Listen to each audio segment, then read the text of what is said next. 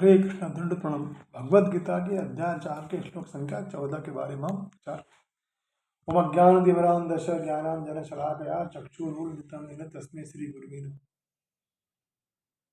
नमो विष्णुपादाय कृष्ण प्रेष्ठाय भूतले श्रीमति भक्ति वेदांत स्वामी नामने।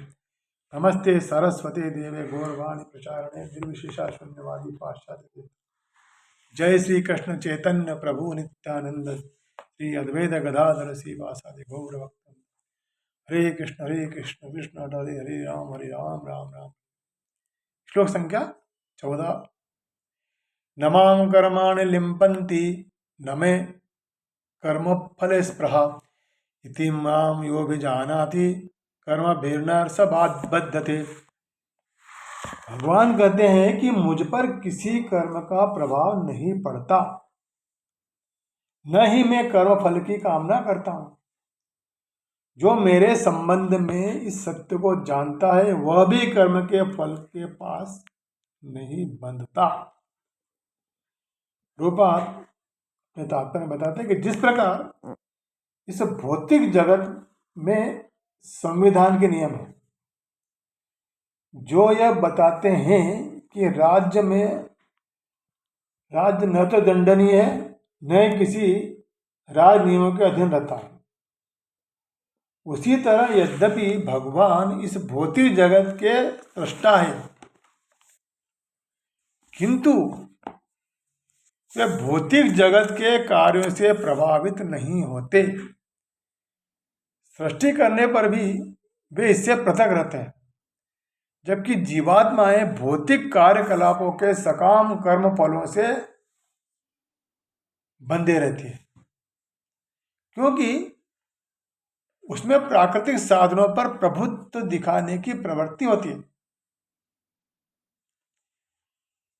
किसी संस्थान का स्वामी कर्मचारियों के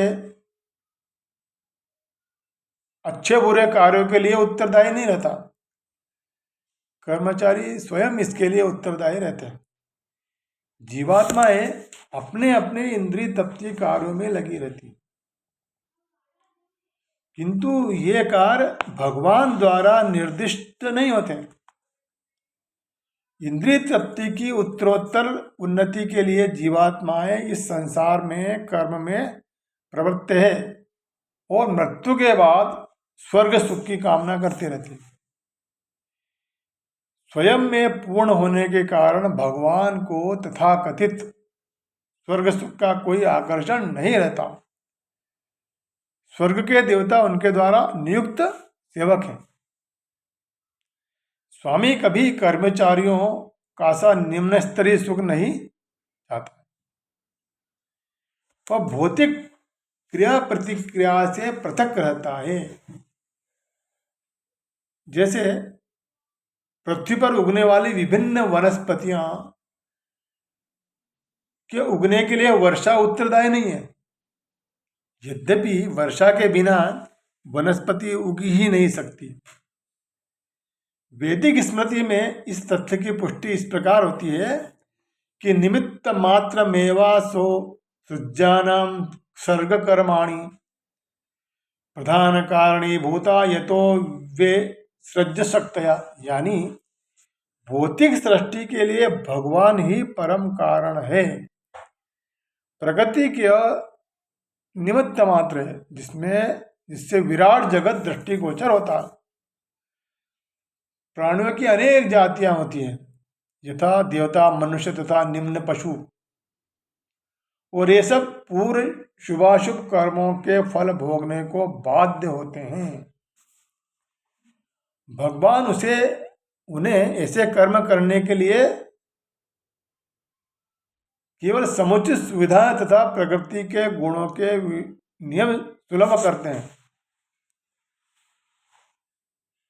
किंतु वे उनके किसी भूल अथवा वर्तमान कर्मों के लिए उत्तरदायी नहीं होते हैं।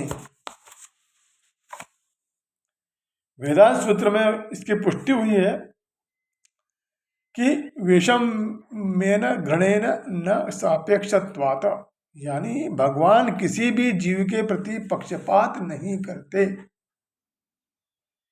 जीवात्माएं अपने कर्मों के लिए स्वयं उत्तरदायी हैं।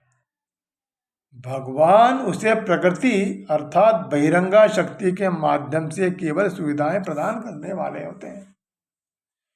जो व्यक्ति इस कर्म नियम की सारी बारीकियों से भली भांति अपरिचित होता है, अवगत होता है, वह अपने कर्मों के फल से प्रभावित नहीं होता। दूसरे शब्दों में, जो व्यक्ति भगवान के इस दिव्य स्वभाव से परिचित होता है और कृष्ण भावनामृत में अनुभवी होता है, अतः उस पर कर्म के नियम लागू नहीं होते हैं। जो व्यक्ति भगवान के दिव्य स्वभाव को नहीं जानता और सोचता है कि भगवान के कार्यकलाप सामान्य व्यक्तियों की तरह कर्म फल के लिए होते हैं, वे निश्चित रूप से कर्म फलों से बन जाते हैं। किंतु जो परम सत्य को जानता है, वह कृष्ण भावनामृत में